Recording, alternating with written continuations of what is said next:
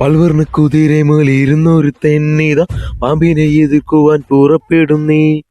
പണ്ടത്തെ ചരിതത്തിൻ സഹതായലൂലവൻ നായടൻ മനസ്സു കൊണ്ടൊരുക്കമായി.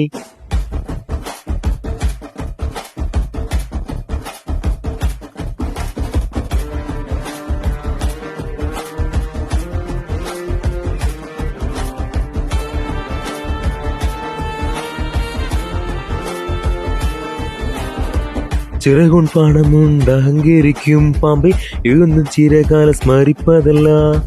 പരകെ വിഷം തുപ്പം കൂടിപ്പലത് ചൊല്ലി നീ ജയിപ്പാൻ നീ കരുതണോ.